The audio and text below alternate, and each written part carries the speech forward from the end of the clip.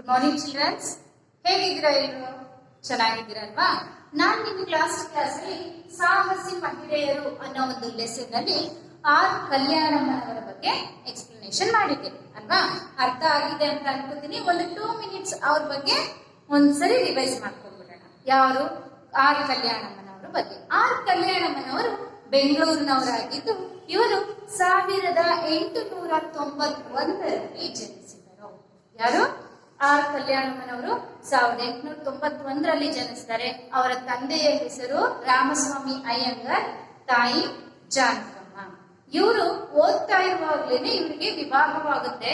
ವಿವಾಹವಾಗಿ 3 ತಿಂಗಳೊಳಗೆ ತಮ್ಮ ಗಂಡನನ್ನ ಕಳೆದುಕೊಳ್ತಾರೆ. ಆಗ ಇವರಿಗೆ ಸಂಸಾರದ ಕನಸು ನುಚ್ಚು ನೂರಾಗುತ್ತೆ. ಆಗ ಏನ್ ಮಾಡ್ತಾರೆ ಇವರು? ಎದೆಗುಂದಲಿಲ್ಲ, ಧೈರ್ಯಗಿಡಲಿಲ್ಲ. ಏನ್ ಮಾಡ್ತಾರೆ? ನಾನಿನ್ನ ಓದ್ತೀನಿ ಅಂತ ಹೇಳಿ ಓದೋದಕ್ಕೆ ಶುರು ಮಾಡ್ತಾರೆ. ಹಾಗೆ ಓದ್ತಾ ಇವರು ಆಗಿನ ಕಾಲದಲ್ಲಿ LS ಅನ್ನೋ ಪರೀಕ್ಷೆಯನ್ನ ಪಾಸ್ ಮಾಡ್ತಾರೆ. LS ಅಂದ್ರೆ ಏನು? Lower secondary. ಈಗಿನ 7th ಸ್ಟ್ಯಾಂಡರ್ಡ್ಗೆ ಆಗ ಲೋಯರ್ ಸೆಕೆಂಡರಿ ಅಂತ ಹೇಳಿ ಕರೀತಾ ಇದ್ರು.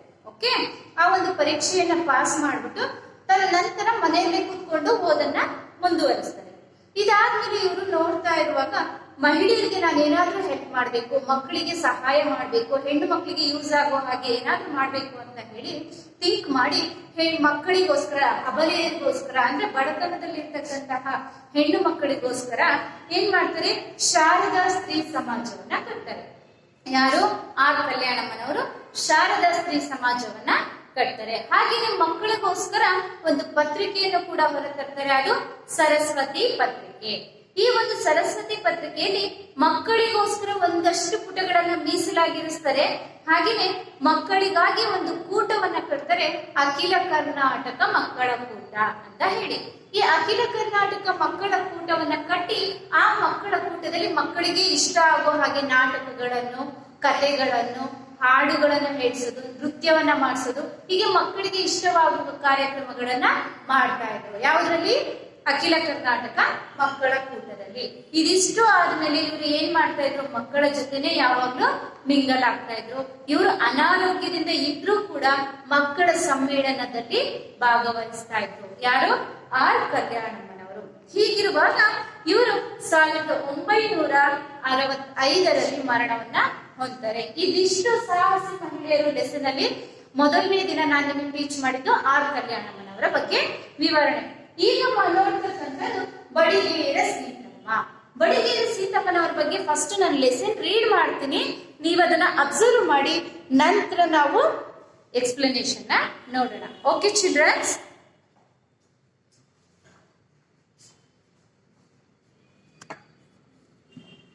ಬಡಿಗೇರ ಸೀತಮ್ಮ.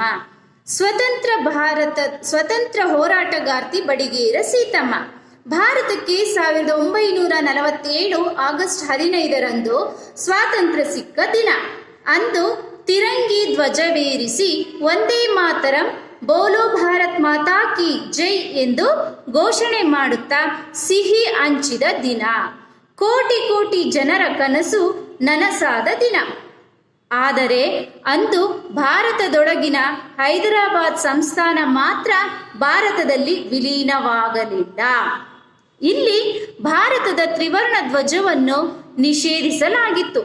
ಇದರಿಂದ ಹೈದರಾಬಾದ್ ಪ್ರಾಂತದ ಜನರು ನಿಜಾಮನ ವಿರುದ್ಧ ಸಿಡಿದೆದ್ದರು. ಆಗಿನ ಹೈದರಾಬಾದ್ ಪ್ರಾಂತದಲ್ಲಿ ರಾಯಚೂರು ಜಿಲ್ಲೆಯೂ ಒಂದು. ಆ ಜಿಲ್ಲೆಯ ಕುಷ್ಟಗಿ ತಾಲೂಕಿನ ಮಾಲಗತ್ತಿ ಗ್ರಾಮದಲ್ಲಿ ಜನ ಸೇರಿದ್ದರು. ಸುತ್ತಮುತ್ತಲಿನ ಹಳ್ಳಿಗಳಿಂದ ಸಾವಿರಾರು ಜನ ಬಂದರು. ಊರ ದೇವತೆ ಕೆಂಚವ್ವನ ಗುಡಿಯ ಬಯಲಿನಲ್ಲಿ ಭಾರತದ ತ್ರಿವರ್ಣ ಧ್ವಜವೇರಿಸಲು ನಿರ್ಧರಿಸಿದರು. ಸಿದ್ಧತೆ ಮಾಡಲು ಪ್ರಾರಂಭಿಸಿದರು.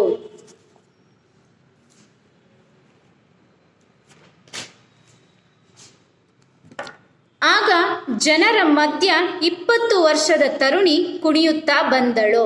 ಎಡಗೈಯಲ್ಲಿ ಧ್ವಜ, ಬಲಗೈಯಲ್ಲಿ ಕುಡುಗೋಲು. ಅವಳು ಸಾಕ್ಷಾತ್ ಕಾಳಿಯಂತೆ ಕಾಣುತ್ತಿದ್ದಳು.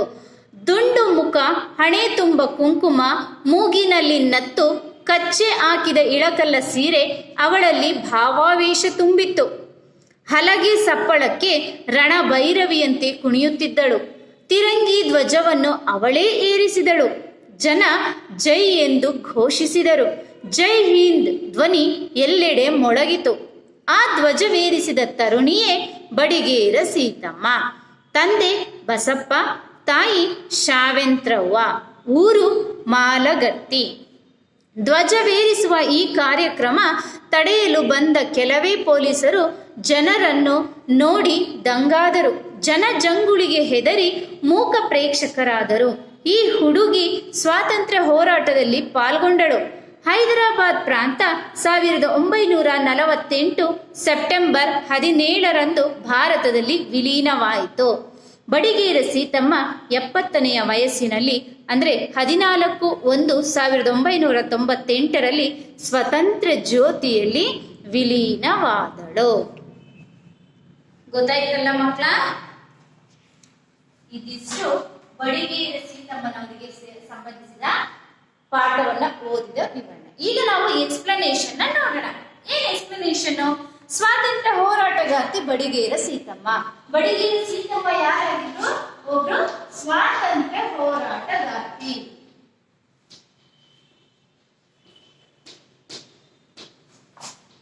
ಯಾರು? ಬಡಿಗೇರ ಸೀತಮ್ಮ ಒಬ್ರು ಸ್ವಾತಂತ್ರ್ಯ ಹೋರಾಟಗಾರ್ತಿ ಆಗಿದ್ರು. ಹೀಗಿರುವಾಗ ಇವರು ನಮ್ಮ ಭಾರತ ದೇಶಕ್ಕೆ ಸ್ವಾತಂತ್ರ್ಯವನ್ನು ತಂದುಕೊಟ್ರು ಅಲ್ವಾ?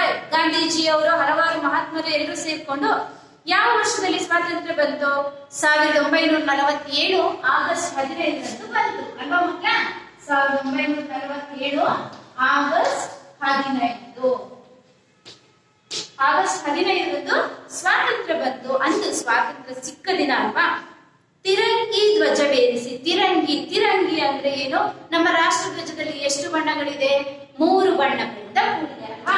ಅದನ್ನ ತಿರಂಗಿ ಅಂತ ಹೇಳಿ ಕರೀತಾರೆ. 3 ಬಣ್ಣ ಅಂದ್ರೆ ಯಾವುದು? ನಾನು ನಿಮಗೆ ಫಸ್ಟ್ ಲೆಸನ್ ಅಲ್ಲೇ ಹೇಳಿದ್ದೀನಿ ಮಕ್ಕಳ. ಕೇಸರಿ, ಬಿಳಿ ಮತ್ತೆ ಹಸಿರು. ಅದೇ 3 ಬಣ್ಣಗಳಿಂದ ಕೂಡಿದಂತಹ ತಿರಂಗಿ. ರಂಗಿ ಅಂದ್ರೆ ಬಣ್ಣ, ತಿ ಅಂದ್ರೆ 3, ತಿರಂಗಿ ಅಂದ್ರೆ 3 ಬಣ್ಣಗಳಿಂದ ಕೂಡಿದಂತಹ ಬಾವುಟ. ತಿರಂಗಿ ಧ್ವಜವೀರಿಸಿ ಒಂದೇ ಮಾತರಂ, ಬೋಲೋ ಭಾರತ್ ಮಾತಾ ಕಿ ಜೈ ಎಂದು ಘೋಷಣೆ ಮಾಡುತ್ತಾ ಸಿಹಿ ಹಂಚಿದ ದಿನ. ನಾವು ಆಗಸ್ಟ್ 15 ಅಂದು ಜನಗಣಮನ ಹಾಡ್ತೀವಿ, ಒಂದೇ ಮಾತರಂ ಗೀತೆಯನ್ನ ಹಾಡ್ತೀವಲ್ವಾ ಮಕ್ಕಳ? ಒಂದೇ ಮಾತರಂ ಗೀತೆಯನ್ನ ಹಾಡ್ತೀವಲ್ವಾ ಮಕ್ಕಳ?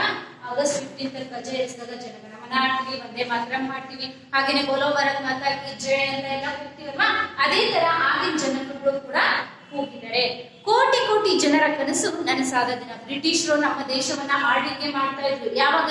ಸ್ವಾತಂತ್ರ್ಯ ಬರೋದಕ್ಕೂ ಮುಂಚೆ. ಪ್ರತಿಯೊಂದಕ್ಕೂ ಬ್ರಿಟಿಷರ ಪರ್ಮಿಷನ್ ಕೇಳಬೇಕಿತ್ತಲ್ವಾ? ಸೊ ಸ್ವಾತಂತ್ರ್ಯ ಬಂದ ನಂತರ ನಮ್ಮ ಜನಗಳಿಗೆ ತುಂಬಾ ಖುಷಿಯಾಗಿದೆ. ಆ ಖುಷಿಯನ್ನು ಸಂಭ್ರಮಿಸಿದ ದಿನ. ಹಲವಾರು ಕೋಟಿ ಕೋಟಿ ಜನರ ಕನಸು ನನಸಾದ ದಿನ. ಹಬ್ಬ, ದೇಶಕ್ಕೂ ಸ್ವಾತಂತ್ರ್ಯ ಬಂತು, ನಾವು ಸ್ವತಂತ್ರವಾಗಿ ಓಡಾಡೋ ಹಾಗಾಯ್ತು, ನನ್ಗೆ ಇಷ್ಟ ಬಂದಿದ್ದು ತಗೊಳ್ಳೋ ಹಾಗಾಯ್ತು ಅಂತ ಹೇಳಿ ಸಂಭ್ರಮ ಪಟ್ಟಿದ ದಿನ ಯಾವುದು? ಆಗಸ್ಟ್ 15, 1947. ಆದರೆ ಅಂದು ಭಾರತದೊಳಗಿನ ಹೈದರಾಬಾದ್ ಸಂಸ್ಥಾನ ಮಾತ್ರ ಭಾರತದಲ್ಲಿ ವಿಲೀನವಾಗಲಿಲ್ಲ. ಅಂದ್ರೆ ಈ ಒಂದು ಸ್ವಾತಂತ್ರ್ಯ ಬಂದಲ್ವಾ ನಮ್ಮ ಭಾರತ ದೇಶಕ್ಕೆ? ಸ್ವಾತಂತ್ರ್ಯ ಬಂದಾಗ ಒಂದೇ ಒಂದು ಪ್ಲೇಸ್ ಮಾತ್ರ ನಮ್ಮ ಭಾರತಕ್ಕೆ ಬರಲಿಲ್ಲ. ಯಾವುದು? ಹೈದರಾಬಾದ್. ಯಾವುದು? ಹೈದರಾಬಾದ್ ಪ್ರಾಂತ ನಮ್ಮ ದೇಶಕ್ಕೆ ಸೇರ್ಕೊಳ್ಳಿಲ್ಲ. ವಿಲೀನವಾಗಲಿಲ್ಲ ಅಂದ್ರೆ ಸೇರ್ಕೊಳ್ಳಿಲ್ಲ ಅಂತ ಅರ್ಥ. ಓಕೆನಾ? ಇಲ್ಲಿ ಭಾರತದ ತ್ರಿವರ್ಣ ಧ್ವಜವನ್ನು ನಿಷೇಧಿಸಲಾಗಿತ್ತು. ನಾವು ಭಾರತ ಸ್ವತಂತ್ರ ಬಂತು ಅಂತ ಹೇಳಿ ಸ್ವಾತಂತ್ರ್ಯ ಧ್ವಜವನ್ನ ಎಲ್ಲಾ ಕಡೆ ಹಾರಿಸ್ತೀವಿ. ಏನಾದ್ರು ಆಗಸ್ಟ್ 15 ಅಲ್ಲಿ ಗಣರಾಜ್ಯ ದಿನೋತ್ಸವದಂದು ಎಲ್ಲಾ ದಿನ ನಾವೇನ್ ಮಾಡ್ತೀವಿ? ತ್ರಿವರ್ಣ ಧ್ವಜವನ್ನ ಹಾರಿಸ್ತೀವಿ. ಆದ್ರೆ ಈ ಹೈದರಾಬಾದ್ ಪ್ರಾಂತದಲ್ಲಿ ಮಾತ್ರ ಆಗ ತ್ರಿವರ್ಣ ಧ್ವಜವನ್ನ ಹಾರಿಸೋ ಹಾಗೆ ಇರಲಿಲ್ಲ. ನಿಷೇಧಿಸಲಾಗಿತ್ತು ಅಂದ್ರೆ ಅಲ್ಲಿ ತ್ರಿವರ್ಣ ಧ್ವಜವನ್ನು ಹಾರಿಸುವಂತಿರಲಿಲ್ಲ. ಓಕೆ, ಇದರಿಂದ ಹೈದರಾಬಾದ್ ಪ್ರಾಂತದ ಜನರು ನಿಜಾಮನ ವಿರುದ್ಧ ಸಿಡಿದೆದ್ದರು. ಯಾರ ವಿರುದ್ಧ ಸಿಡಿದೆದ್ದರೆ? ನಿಜಾಮನ ವಿರುದ್ಧ ಸಿಡಿದೆದ್ದರೆ. ನಿಜಾಮ ಅಂದ್ರೆ ಯಾರು? ಬ್ರಿಟಿಷ್ ಕಡೆಯವರು. ಮೊದಲಾಯ್ತಾ? ನಿಜಾಮನ ವಿರುದ್ಧ ಸಿಡಿದೆದ್ದರೆ ಯಾವ ಜನ? ಹೈದರಾಬಾದ್ ಪ್ರಾಂತದ ಜನ. ಓಕೆ, ಹೈದರಾಬಾದ್ ಪ್ರಾಂತದ ಜನ ನಿಜಾಮನ ವಿರುದ್ಧ ಸಿಡಿದೇಳುವುದು, ಸಿಟ್ಟಿಗೇಳುವುದು. ಓಕೆ, ಸಿಟ್ಟಿಗೇಳ್ತಾರೆ ಯಾರು? ಹೈದರಾಬಾದ್ ಪ್ರಾಂತ ಅಂದ್ರೆ ಒಂದು ಪ್ಲೇಸ್. ಹೈದರಾಬಾದ್ ಪ್ಲೇಸ್ನ ಜನ ನಿಜಾಮನ ವಿರುದ್ಧ ಕೋಪಗೊಳ್ತಾರೆ, ಸಿಟ್ಟಿಗೆಳ್ತಾರೆ. ಯಾಕೆ? ಅಲ್ಲ ಅವ್ರಿಗೆ ಫ್ರೀಡಮ್ ಇರ್ಲಿಲ್ಲ ಅಲ್ವಾ, ತ್ರಿವರ್ಣ ಧ್ವಜವನ್ನ ಹಾರಿಸೋ ಹಾಗಿರ್ಲಿಲ್ಲ ಅಲ್ವಾ. ಹೈದರಾಬಾದ್ ಪ್ರಾಂತ ನಮ್ಮ ಭಾರತ ದೇಶಕ್ಕೆ ಸೇರ್ಬೇಕಿತ್ತು, ಹಾಗಾಗಿ ಅವ್ರು ಸೇರಿಸ್ಕೊಳ್ಳಿಲ್ಲ. ಇದರಿಂದ ಹೈದರಾಬಾದ್ ಪ್ರಾಂತದ ಜನ ಸಿಟ್ಟಿಗೆಳ್ತಾರೆ. ಆಗಿನ ಹೈದರಾಬಾದ್ ಪ್ರಾಂತದಲ್ಲಿ ರಾಯಚೂರು ಜಿಲ್ಲೆಯೂ ಒಂದು. ಹೈದರಾಬಾದ್ ಪ್ರಾಂತದಲ್ಲಿ ಬೇರೆ ಯಾವ ಡಿಸ್ಟ್ರಿಕ್ಟ್ ಸೇರ್ಕೊಂಡಿತ್ತು? ರಾಯಚೂರು ಜಿಲ್ಲೆಯೂ ಕೂಡ ಒಂದು. ರಾಯಚೂರು ಡಿಸ್ಟ್ರಿಕ್ಟ್ ಕೂಡ ಎಲ್ಲಿ ಸೇರ್ಕೊಂಡಿತ್ತು? ಹೈದರಾಬಾದ್ ಪ್ರಾಂತದಲ್ಲಿ ಸೇರ್ಕೊಂಡಿತ್ತು. ಆಗ ಆ ಜಿಲ್ಲೆಯ ಕುಷ್ಟಗಿ ತಾಲೂಕಿನ ಮಾನಗತ್ತಿ ಗ್ರಾಮದಲ್ಲಿ ಜನ ಸೇರಿದ್ದರು. ಇಲ್ಲಿ ಹೈದರಾಬಾದಲ್ಲಿ ರಾಯಚೂರು ಜಿಲ್ಲೆ ಒಂದಾಗಿತ್ತು. ಈ ರಾಯಚೂರು ಜಿಲ್ಲೆಯ ಕುಷ್ಟಗಿ ತಾಲೂಕಿನ ಮಾನಗತ್ತಿ ಗ್ರಾಮ. ಕುಷ್ಟಗಿ ತಾಲೂಕಿನ ಯಾವ ಗ್ರಾಮ? ತಾಲೂಕು ಮಾಲಗತ್ತಿ ಗ್ರಾಮ. ಯಾವುದು? ಮಾಲಗತ್ತಿ. ಓಕೆ, ಇದು ಜಿಲ್ಲೆ. ಯಾವುದು?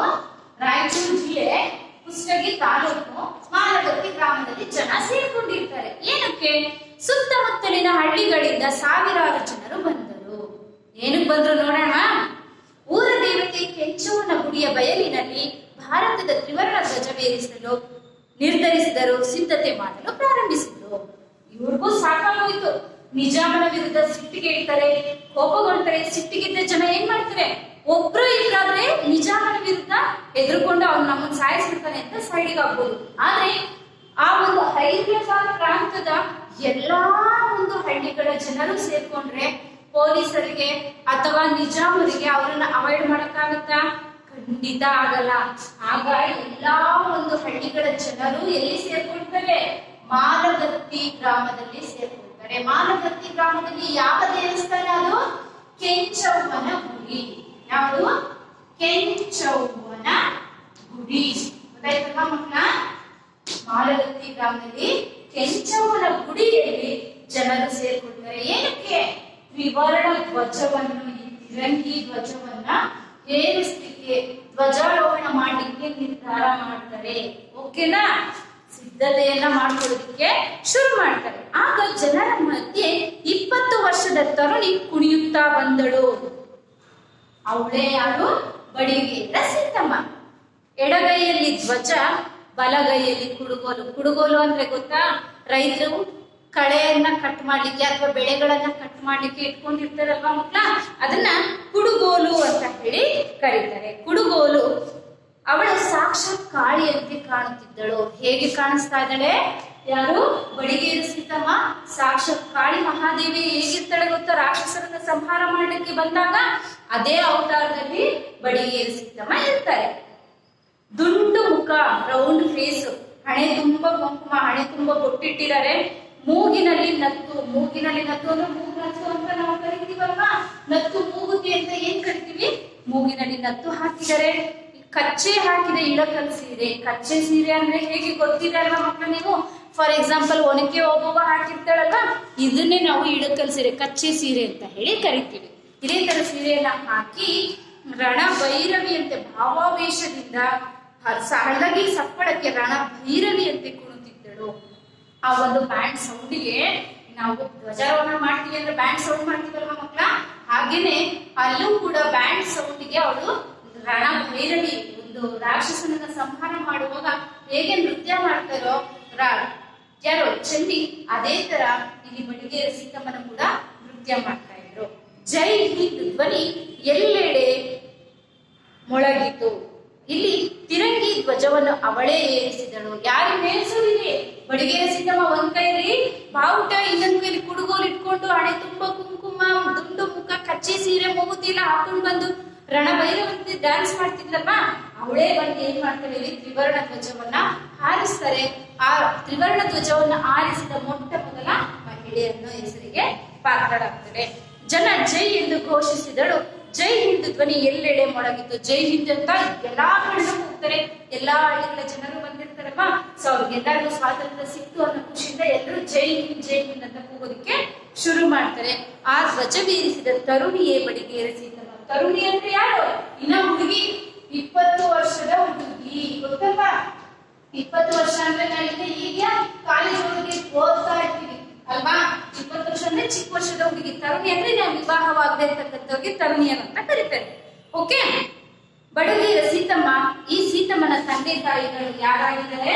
ತಂದೆ ಬಸಪ್ಪ, ತಾಯಿ ಶಾವಂತ್ರವ್ವ. ಯಾರು? ತಂದೆ ಬಸಪ್ಪ, ತಾಯಿ ಶಾವಂತ್ರವ್ವ. ಅರ್ಥ ಆಗ್ತದೆ ಮಕ್ಕಳ? ನೀಟಾಗಿ ಅಬ್ಸರ್ವ್ ಮಾಡಿ, ಖಂಡಿತ ಅರ್ಥ ಆಗುತ್ತೆ. ಇವರ ಊರು ಯಾವುದು? ಮಾರವತ್ತಿ ಗ್ರಾಮ. ಯಾವ ಊರು? ಬಡಿಗೇರ ಸೀತಮ್ಮನ ಊರು. ಧ್ವಜವೇರಿಸುವ ಈ ಕಾರ್ಯಕ್ರಮ ತಡೆಯಲು ಬಂದ ಕೆಲವೇ ಪೊಲೀಸರು ಜನರನ್ನ ನೋಡಿ ದಂಗಾದ್ರು. ನೀವಿಲ್ಲಿ ಧ್ವಜ ಏರಿಸ್ಬೇಡಿ ಅಂತ ಹೇಳಿ ಆರ್ಡರ್ ಮಾಡಿಕ್ಕೆ ಒಂದಷ್ಟು ಜನ ಪೊಲೀಸರು ಬರ್ತಾರೆ. ಆದ್ರೆ ಪೊಲೀಸ್ನವರೇ ಭಯ ಬೀಳ್ತಾರೆ. ಯಾಕೆ? ಅಷ್ಟೊಂದು ಜನ ಸೇರ್ಕೊಂಡಿರ್ತಾರೆ. ಆದ್ರಿಂದ ಪೊಲೀಸರು ಭಯ ಬಿದ್ಬಿಟ್ಟು ಹಾಗೆ ಸುಮ್ಮನಾಗ್ಬಿಡ್ತಾರೆ. ಜನ ಜಂಗುಳಿಗೆ ಹೆದರಿ ಮೂಕ ಪ್ರೇಕ್ಷಕರಾದರು. ಮೂಕ ಪ್ರೇಕ್ಷಕರು ಅಂದ್ರೆ ಸುಮ್ಮನೆ ಹೀಗೆ ನೋಡ್ತಾ ನಿಂತ್ಕೊಳ್ಳೋದು. ಮೂಕ ಅಂದ್ರೆ ಏನು? ಮಾತು ಬರ್ದೇ ಇರೋರು ಮಾತ್ರ ನಾವು ಮೂಕ ಅಂತ ಕರಿತೀವಲ್ವಾ? ಮೂಕ ಪ್ರೇಕ್ಷಕರು ಅಂದ್ರೆ ಸುಮ್ಮನೆ ಮಾತಾಡದೇನೆ ಏನು ನೋಡ್ಕೊಂಡು ನಿಂತ್ಕೊಳ್ಳೋರಿಗೆ ಮೂಕ ಪ್ರೇಕ್ಷಕರು ಅಂತ ಕರೀತಾರೆ. ಓಕೆ. ಮುಂದೆ ಈ ಹುಡುಗಿ ಸ್ವಾತಂತ್ರ್ಯ ಹೋರಾಟದಲ್ಲಿ ಪಾಲ್ಗೊಂಡಳು. ಹೈದರಾಬಾದ್ ಪ್ರಾಂತ 1948 ಸೆಪ್ಟೆಂಬರ್ 17ರಂದು ಭಾರತದಲ್ಲಿ ವಿಲೀನವಾಯಿತು. ಈ ಹೈದರಾಬಾದ್ ಪ್ರಾಂತ ಭಾರತದಲ್ಲಿ ಯಾವಾಗ ವಿಲೀನವಾಯಿತು? 1948 ಸೆಪ್ಟೆಂಬರ್ ಎಷ್ಟು? 17ರಂದು ವಿಲೀನವಾಗುತ್ತೆ ಭಾರತದಲ್ಲಿ. ಗೊತ್ತಾಯ್ತಲ್ವಾ ಮಕ್ಕಳ? ಯಾಕೆಂದ್ರೆ ನಮ್ಗೆ ಆಗಸ್ಟ್ 1947 ಆಗಸ್ಟ್ 15 ಸ್ವಾತಂತ್ರ್ಯ ಬಂದಿದ್ದಾದ್ರೆ ಅದು ಆದ 1 ವರ್ಷಕ್ಕಿಂತ 1 ತಿಂಗಳಿಗೆ ಜಾಸ್ತಿ ಒಂದು ಟೈಮ್ ತಗೊಳುತ್ತೆ ಹೈದರಾಬಾದ್ ಪ್ರಾಂತ ಭಾರತದಲ್ಲಿ ವಿಲೀನವಾಗಲಿಕ್ಕೆ. ಅಲ್ಲಿವರೆಗೂ ಇಲ್ಲಿನ ಜನ ಹೋರಾಟ ಮಾಡಿ ಕೊನೆಗೆ ಬಡಿಗೇರ ಸೀತಮ್ಮ ಮಾರಗತ್ತಿ ಗ್ರಾಮದಿಂದ ಬಂದು ಧ್ವಜ ಏರಿಸಿ ಅಲ್ಲಿ ಒಂದು ಧ್ವಜಾರೋಹಣವನ್ನ ಮಾಡ್ತಾರೆ. ಬಡಿಗೇರ ಸೀತಮ್ಮ 70ನೆಯ ವಯಸ್ಸಿನಲ್ಲಿ ಅಂದ್ರೆ 14/7/1998ರಂದು ಸ್ವತಂತ್ರ ಜ್ಯೋತಿಯಲ್ಲಿ ವಿಲೀನವಾದಳು. ಅಂದ್ರೆ ಚಿಕ್ಕ ವಯಸ್ಸಿನಲ್ಲಿ ಅಂದ್ರೆ 1998ರಲ್ಲಿ ಅವಳು ಮರಣವನ್ನ ಹೊಂದಿದ್ದಾರೆ. ಸ್ವತಂತ್ರ ಜ್ಯೋತಿಯಲ್ಲಿ ವಿಲೀನವಾಗುವುದು ಅಂದ್ರೆ ಏನು? ಮರಣವನ್ನ ಹೊಂದಿದರು. ಓಕೆನಾ? ಇದಿಷ್ಟು ಯಾರು? ಬಡಿಗೇರ ಸೀತಮ್ಮನವರ ಒಂದು ಎಕ್ಸ್ಪ್ಲನೇಷನ್. ಹಾಗೆ ಶಾರ್ಟ್ ಆಗಿ ಹೇಳ್ತೀನಿ, ಕೇಳಿಸ್ಕೊಳ್ಳಿ. ಬಡಿಗೇರ ಸೀತಮ್ಮ ಇವರು ಒಬ್ರು ಸ್ವತಂತ್ರ ಹೋರಾಟಗಾರ್ತಿ ಆಗಿದ್ರು. ನಮಗೆ 1947 ಆಗಸ್ಟ್ 15ರಂದು ಸ್ವತಂತ್ರ ಬರುತ್ತೆ. ಆ ಸ್ವತಂತ್ರ ಬಂದಾಗ ನಮ್ಮ ಒಂದು ಪ್ರಾಂತ ಮಾತ್ರ ಭಾರತದಲ್ಲಿ ಸೇರ್ಕೊಳ್ಳೋದಿಲ್ಲ, ವಿಲೀನ ಆಗಿರೋದಿಲ್ಲ. ಯಾವುದು? ಹೈದರಾಬಾದ್ ಪ್ರಾಂತ. ಇಲ್ಲಿನ ಜನರು ನಿಜಾಮನ ವಿರುದ್ಧ ಸಿಟ್ಟಿಗೆ ಹೇಳ್ತಾರೆ. ಸಿಟ್ಟಿಗೆ ಎದ್ಬಿಟ್ಟು ಏನ್ ಮಾಡ್ತಾರೆ? ಈ ಒಂದು ಹೈದರಾಬಾದ್ ಪ್ರಾಂತದ ಜನ ಮತ್ತೆ ಸುತ್ತಮುತ್ತಲಿನ ಹಳ್ಳಿಗಳನ್ನ ಜನರೆಲ್ಲರನ್ನು ಸೇರಿಸಿಕೊಂಡು, ಅಂದ್ರೆ ಈ ರಾಯಚೂರು ಜಿಲ್ಲೆಯ ಕುಷ್ಟಗಿ ತಾಲೂಕಿನ ಮಾರಗತ್ತಿ ಗ್ರಾಮದಲ್ಲಿ ಸೇರ್ಕೊಳ್ತಾರೆ. ಎಲ್ಲಿ ಸೇರ್ಕೊಳ್ತಾರೆ? ಕೆಂಚವನ ದೇವಸ್ಥಾನದಲ್ಲಿ ಸೇರ್ಕೊಳ್ತಾರೆ. ಸೇರ್ಕೊಂಡು ಏನ್ ಮಾಡ್ತಾರೆ? ನಾವು ಅಲ್ಲಿ ಧ್ವಜಾರೋಹಣವನ್ನ ಮಾಡ್ಬೇಕು ಅಂತ ಹೇಳಿ ಜನ ಎಲ್ಲ ಸಿಟ್ಟಿಗೆ ಎದ್ಬಿಟ್ಟು ಡಿಸೈಡ್ ಮಾಡ್ತಾರೆ. ಡಿಸೈಡ್ ಮಾಡ್ಬಿಟ್ಟು ಅಲ್ಲಿ ಒಂದು ಇಲ್ಲಿ ಕೆಂಚವನ ದೇವಸ್ಥಾನದ ಬಳಿಯಲ್ಲಿ ಧ್ವಜ ಏರಿಸಲು ಸಿದ್ಧತೆಯನ್ನ ಮಾಡಿಕೊಂಡಾಗ ಅಲ್ಲಿ ಒಬ್ರು ಬರ್ತಾರೆ. ಯಾರವರು? ಬಡಿಗೇರ ಸೀತಮ್ಮ. ಕೈಯಲ್ಲಿ ಒಂದು ಕೈಯಲ್ಲಿ ಕುಡುಗೋಲು, ಒಂದು ಕೈಯಲ್ಲಿ ಧ್ವಜವನ್ನ ಇಟ್ಕೊಂಡು ಬಂದು ದುಂಡು ಮುಖ, ಹಣೆ ತುಂಬ ಕುಂಕುಮ, ಮೂಗಲ್ಲಿ ನತ್ತು, ಕಚ್ಚೆ ಪಂಜೆಯನ್ನ ಹಾಕಿ ರಣ ಚಂಡಿಯಂತೆ ಬರ್ತಾಳೆ. ತುಂಬಾ ಸಿಟ್ಟಿನಿಂದ ಬರ್ತಾಳೆ. ಸಿಟ್ಟಿನಿಂದ ಬಂದ್ಬಿಟ್ಟು ಏನ್ ಮಾಡ್ತಾಳೆ? ಅಲ್ಲಿ ಧ್ವಜಾರೋಹಣವನ್ನ ಮಾಡ್ತಾರೆ. ಧ್ವಜಾರೋಹಣವನ್ನ ಮಾಡಿದ ನಂತರ ಅಲ್ಲಿ ಪೊಲೀಸ್ನವ್ರು ಬರ್ತಾರೆ ಅದನ್ನ ತಡೆಯೋದಿಕ್ಕೆ. ಆದ್ರೆ ಅವ್ರ ಕೈಲಿ ತಡೆಯೋದಿಕ್ಕೆ ಸಾಧ್ಯ ಆಗಲ್ಲ. ಯಾಕೆ? ಪೊಲೀಸು ಸ್ವಲ್ಪ ಜನ ಇದ್ರು, ಅಲ್ಲಿ ಸೇರಿರ್ತಕ್ಕಂಥ ಜನ ತುಂಬಾ ಜನ ಇದ್ರು. ಹಾಗಾಗಿ ಅಲ್ಲಿ ಧ್ವಜಾರೋಹಣವನ್ನ ಮಾಡಲಿಕ್ಕೆ ಸಾಕಾಗ್ಲಿಲ್ಲ. ಧ್ವಜಾರೋಹಣವನ್ನ ಮಾಡೋದನ್ನ ತಡೆಯೋದಿಕ್ಕೆ ಆಗ್ಲಿಲ್ಲ. ಪೊಲೀಸ್ನವರು ಮೂಕ ಪ್ರೇಕ್ಷಕರಂತೆ ನಿಂತ್ಕೊಂಡ್ರು. ಹೀಗಿರುವಾಗ ನಮ್ಮ ಹೈದರಾಬಾದ್ ಪ್ರಾಂತದಲ್ಲಿ ಅಲ್ಲಿ ಧ್ವಜ ಏರಿಸಿ ಜೈ ಹಿಂದ್ ಅಂತ ಹೇಳಿ ಜನ ತುಂಬಾ ಖುಷಿಯಾಗಿ ಸಂಭ್ರಮವನ್ನ ಆಚರಣೆ ಮಾಡ್ತಾರೆ. ಅಂದಿನಿಂದ ಹೈದರಾಬಾದ್ ಪ್ರಾಂತ 1948 ಸೆಪ್ಟೆಂಬರ್ 17ರಂದು ಎಲ್ಲಿ? ಭಾರತದಲ್ಲಿ ವಿಲೀನವಾಗುತ್ತೆ. ಹೀಗಿರುವಾಗ ನಮ್ಮ ಒಂದು ಭಾರತ ಧ್ವಜವನ್ನು ಹೇರಿಸಿ ನಮ್ಮ ಒಂದು ಹೈದರಾಬಾದ್ ಪ್ರಾಂತಕ್ಕೆ ಸ್ವತಂತ್ರವನ್ನ ತಂದು ಕೊಟ್ವಿ, ಅದು ಭಾರತದಲ್ಲಿ ವಿಲೀನವಾಯಿತು ಅನ್ನೋ ಒಂದು ಖುಷಿಯೊಂದಿಗೆ ಯಾವಾಗ ಸ್ವಾತಂತ್ರ್ಯ ಜ್ಯೋತಿಯಲ್ಲಿ ವಿಲೀನವಾಗ್ತಾರೆ ಬಡಿಗೇರ ಸೀತಮ್ಮ ಅವರು? 1998ರಲ್ಲಿ ಸ್ವತಂತ್ರ ಜ್ಯೋತಿಯಲ್ಲಿ ವಿಲೀನವಾಗ್ತಾರೆ. ಇದಿಷ್ಟು ಸಾಹಸ ಮಹಿಳೆಯರಿಗೆ ಸಂಬಂಧಿಸಿದ ಲೆಸನ್ ಟೀಚಿಂಗು. ಏನಾದ್ರೂ ಡೌಟ್ಸ್ ಇತ್ತು ಅಂದ್ರೆ ನಾನು ನಿಮ್ಗೆ ಇಂಟರಾಕ್ಟಿವ್ ಸೆಷನ್ ಅಲ್ಲಿ ಕ್ಲಿಯರ್ ಮಾಡ್ಕೊಡ್ತೀನಿ. ಈಗ ಟೆಕ್ಸ್ಟ್ ಬುಕ್ಸ್ ಎಕ್ಸರ್ಸೈಸ್ ನಾನು ಆನ್ಸರ್ ಮಾತ್ರ ಬರಿತೀನಿ, ನೀವು ಕೂಡ ಆನ್ಸರ್ ಮಾತ್ರ ಟೆಕ್ಸ್ಟ್ ಬುಕ್ ಕಾಪಿ ಮಾಡ್ಕೊಡಿ. Okay children's?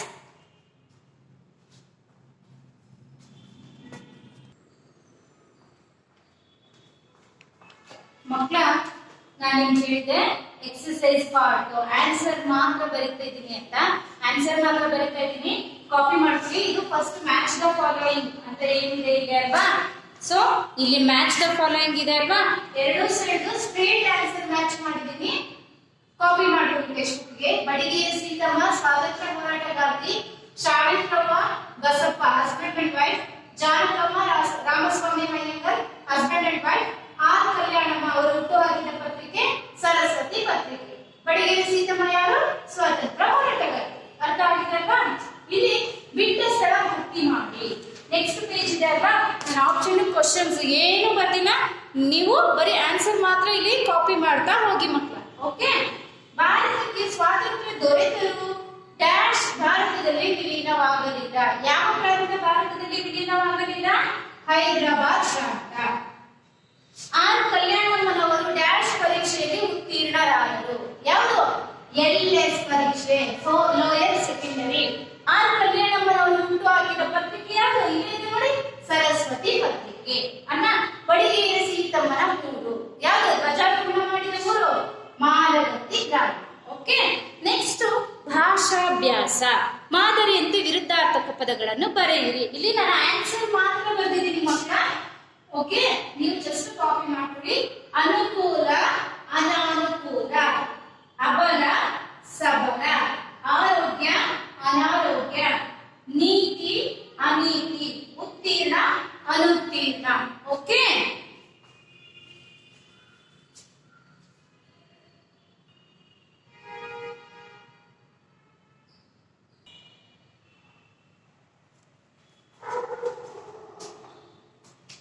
ಮಕ್ಕಳ, ಇಲ್ಲಿ ಬುಕ್ಸ್ ಅಲ್ಲಿ ಇಲ್ಲಿದೆ ನೋಡಿ, ಸ್ವಂತ ವಾಕ್ಯದಲ್ಲಿ ಬರೆಯಿರಿ. ಅಂದ್ರೆ ಇಲ್ಲಿ ಅಂಡರ್ಲೈನ್ ಮಾಡಿರೋ ವರ್ಡ್ಸ್ ಗೆ ನಾವು ಓನ್ ಸೆಂಟೆನ್ಸ್ ಅಲ್ಲಿ ಬರಿಬೇಕು. ಅದಷ್ಟು ನಾನು ಇಲ್ಲಿ ಬರ್ದಿದ್ದೀನಿ, ನೀವು ಕಾಪಿ ಮಾಡ್ಕೊಳ್ಳಿ ಮಕ್ಕಳ ನೀಟಾಗಿ. ಈಗ ನೆಕ್ಸ್ಟ್ ಬಂದ್ಬಿಟ್ಟು ಇಲ್ಲಿ ಗ್ರಾಮರ್ ಪಾರ್ಟ್, ಅಂದ್ರೆ ಇಲ್ಲಿ ವಾಕ್ಯಗಳಲ್ಲಿ ಕಾಣುವ ಅರ್ಥ ವ್ಯತ್ಯಾಸ ತಿಳಿಯಿರಿ ಅಂತ ಇದೆ. ಅಂದ್ರೆ ಫಸ್ಟ್ ಇದನ್ನ ಕಾಪಿ ಮಾಡ್ಕೊಳ್ಳಿ, ಆಮೇಲೆ ಎಕ್ಸ್ಪ್ಲನೇಷನ್ ಹೇಳ್ತೀನಿ. ಓಕೆ?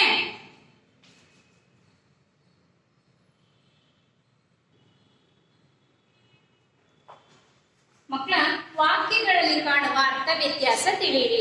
ಕಲ್ಯಾಣಮ್ಮನವರು ಶಿಕ್ಷಣವನ್ನು ಬೆಂಗಳೂರಿನಲ್ಲಿ ಪಡೆದರು. ಕಲ್ಯಾಣಮ್ಮನವರು ಶಿಕ್ಷಣವನ್ನು ಬೆಂಗಳೂರಿನಲ್ಲಿ ಪಡೆಯುತ್ತಾರೆ. ಕಲ್ಯಾಣಮ್ಮನವರು ಶಿಕ್ಷಣವನ್ನು ಬೆಂಗಳೂರಿನಲ್ಲಿ ಪಡೆಯುವರು. ಅಂದ್ರೆ ಇಲ್ಲಿ ನಿಮಗೆ ಟೆನ್ಸಸ್ ಅಂತ ನೀವೇನು ಇಂಗ್ಲಿಷ್ ಅಲ್ಲಿ ಕರಿತೀರಲ್ವಾ, ಅದನ್ನ ಕನ್ನಡದಲ್ಲಿ ನಾವು ಕಾಲಗಳು ಅಂತ ಹೇಳಿ ಕರಿತೀವಿ. ಕಾಲಗಳಲ್ಲಿ ಎಷ್ಟು ವಿಧ? 3 ವಿಧ. ಯಾವುದು? ಭೂತಕಾಲ, ವರ್ತಮಾನ ಕಾಲ ಮತ್ತೆ ಭವಿಷ್ಯತ್ ಕಾಲ. ವರ್ತಮಾನ ಮತ್ತೆ ಭವಿಷ್ಯ. Okay? Past tense, present tense, future tense ಅಂತ ಹೇಳಿ ಕರಿತೀರಲ್ಲ. Past, present, future. ಭೂತಕಾಲ, ವರ್ತಮಾನ ಕಾಲ, ಭವಿಷ್ಯತ್ ಕಾಲ. ಭೂತಕಾಲ ಅಂದ್ರೆ ಹಿಂದೆ ಆಗೋಗಿರೋದು, ವರ್ತಮಾನ ಅಂದ್ರೆ ಈಗ ನಡೆಯೋದು, ಭವಿಷ್ಯತ್ ಅಂದ್ರೆ ಮುಂದೆ ಆಗೋದನ್ನ ಸೂಚಿಸೋದಂತ ಕಾಲಗಳಾಗಿದೆ. ಭೂತಕಾಲ ಅಂದ್ರೆ ಈಗ ಆಲ್ರೆಡಿ ಆಗೋಗಿದೆ. ಕಲ್ಯಾಣಮ್ಮನವರು ಶಿಕ್ಷಣವನ್ನು ಬೆಂಗಳೂರಿನಲ್ಲಿ ಪಡೆದರು. ಬೆಂಗಳೂರಿನಲ್ಲಿ ಮುಗಿಸ್ಬಿಟ್ಟಿದ್ದಾರೆ, ಅದು ಭೂತಕಾಲದಲ್ಲಿ ಇದೆ. ಓಕೆನಾ? ಫಾರ್ ಎಕ್ಸಾಂಪಲ್, ರಾಮನು ಕಾಡಿಗೆ ಹೋದನು. ಹೋಗ್ಬಿಟ್ಟ ಆಗ್ಲೇ ಅಲ್ವಾ? ಅದು ಯಾವ ಕಾಲದಲ್ಲಿದೆ?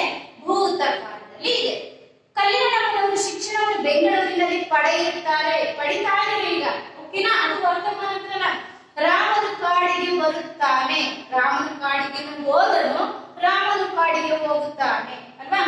ಕಲ್ಯಾಣಮ್ಮನವರು ಶಿಕ್ಷಣವನ್ನು ಬೆಂಗಳೂರಿನಲ್ಲಿ ಪಡೆಯುವರು. ರಾಮನು ಕಾಡಿಗೆ ಹೋಗುವನು. ಫಾರ್ ಎಕ್ಸಾಂಪಲ್, ಅರ್ಥ ಆಗಿದೆ ಅಲ್ವಾ? ಇಲ್ಲಿ ಫಸ್ಟ್ ಒನ್ ಏನಿದೆ? ಭೂತಕಾಲದಲ್ಲಿ, ವರ್ತಮಾನ ಕಾಲ, ಭವಿಷ್ಯತ್ ಕಾಲದಲ್ಲಿ ಇದೆ. ಓಕೆನಾ? ಅದೇ ತರ 3 ಸೆಂಟೆನ್ಸ್ ನಾನು ನಿಮಗೆ ಬರೆಸ್ತೀನಿ, ಕಾಪಿ ಮಾಡ್ಕೊಳ್ಳಿ ಮಕ್ಕಳ. ಓಕೆ? ಫಸ್ಟ್ ಒನ್,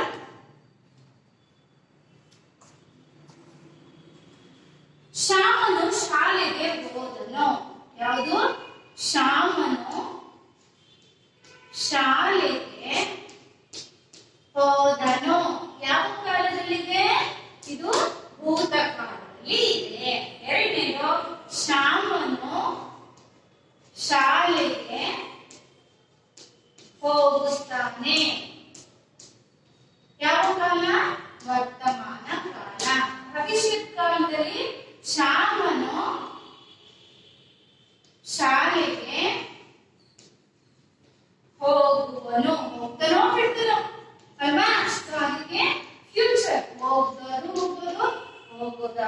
ಹೋಗದೇನೂ ಇರ್ಬೋದು. ಅದನ್ನ ನಾವು ಭವಿಷ್ಯತ್ ಕಾಲ ಅಂತ ಹೇಳಿ ಕರಿತೀವಿ. ಓಕೆ ಚಿಲ್ಡ್ರನ್ಸ್, ಕಾಲದಲ್ಲಿ 3 ವಿಧ: ಭೂತಕಾಲ, ವರ್ತಮಾನ ಕಾಲ, ಭವಿಷ್ಯತ್ ಕಾಲ. ನೀವು ಇಂಗ್ಲಿಷ್ ಟೆನ್ಸ್ ಅಂತ ಕರಿತೀರಲ್ಲ ಅದು. ಸೊ ಆ ಒಂದು ರಿಲೇಟೆಡ್ 3 ಸೆಂಟೆನ್ಸ್ ನಾನು ಇಲ್ಲಿ ಬರ್ಸಿದೀನಿ. ಟೆಕ್ಸ್ಟ್ ಬುಕ್ ಅಲ್ಲಿ ನೀವು ಕಾಪಿ ಮಾಡ್ಕೊಳ್ಳಿ ಮಕ್ಕಳ. ಓಕೆನಾ? ಇಲ್ಲಿದೆ ನೋಡಿ, ಟೆಕ್ಸ್ಟ್ ಬುಕ್ ಅಲ್ಲಿ ಇಲ್ಲಿದೆ ಅಲ್ವಾ, ಇಲ್ಲಿ ಕಾಪಿ ಮಾಡ್ಕೊಳ್ಳಿ. ಇನ್ ಕೇಸ್ ಈ ಲೆಸನ್ ಏನಾದ್ರು ಡೌಟ್ಸ್ ಇತ್ತು ಅಂದ್ರೆ ಪ್ರಾಕ್ಟೀಸ್ ಸೆಷನ್ ಅಲ್ಲಿ ಕ್ಲಾರಿಫೈ ಮಾಡ್ಕೊಳ್ಳೋಣ. Okay childrens, thank you.